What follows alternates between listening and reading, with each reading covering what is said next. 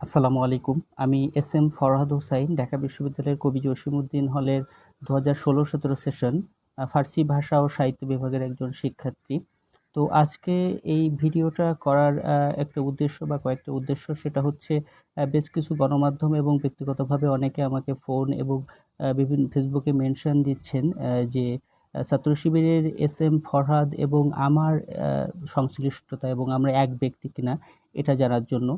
ব্যাপারটা নিয়ে সম্প্রতি হচ্ছে কিছু মিসকনসেপশন সৃষ্টি হয়েছে সামাজিক যোগাযোগ মাধ্যম সহ মূলধারার কিছু গণমাধ্যমেও। তো ব্যাপারটা আমি বোধ করি যে আমার কিছু ব্যাপারটা ক্লিয়ার করা উচিত। তো সেক্ষেত্রে ভিডিওটা করা।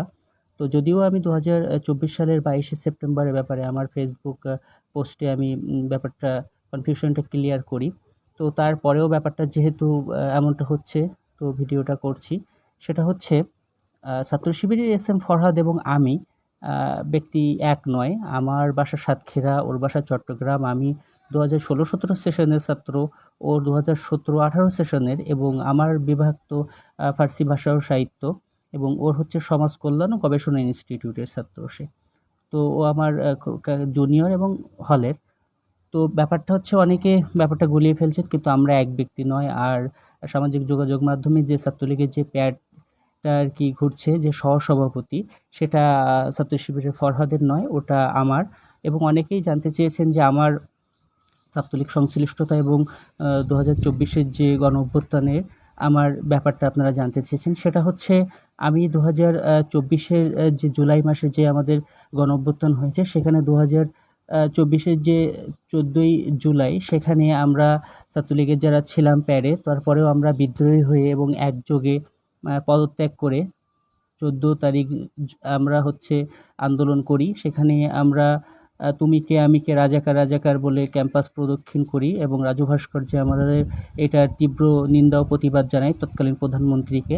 তো আমি ওই দিন রাত ৩টার সময় আর কি হলে ফিরি। পরবর্তীতে তো আপনারা জানেনই যে ১৪, ১৫, ১৬, ১৭ ক্যাম্পাসে কী অবস্থা সৃষ্টি হয়েছিল ছাত্রলীগ এবং বহিরাগত সন্ত্রাসীদের দ্বারা।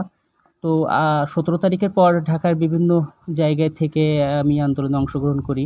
তো ব্যাপারটা হচ্ছে ছাত্রলীগের সাথে সংশ্লিষ্টতা বা ছাত্রলীগের সহসভাপতির যে ব্যাপারটা, সেটা হচ্ছে আমার সঙ্গে, কিন্তু এস.এম. ফরহাদের সঙ্গে নয়। সেটা আগেই বলেছি।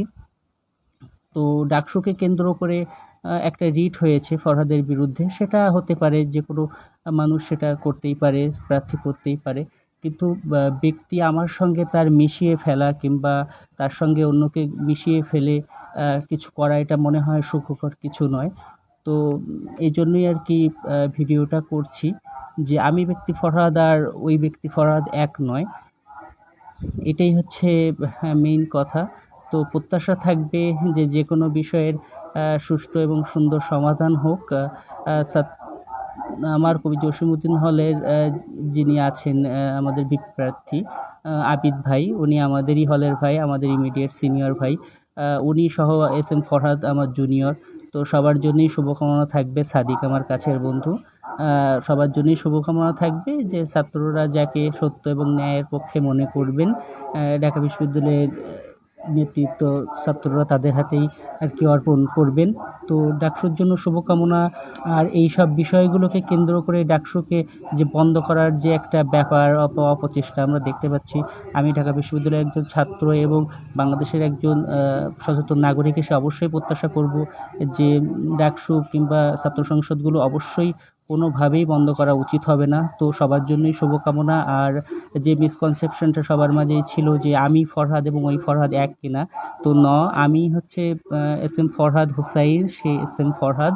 তো সবার জন্যই শুভকামনা থাকবে।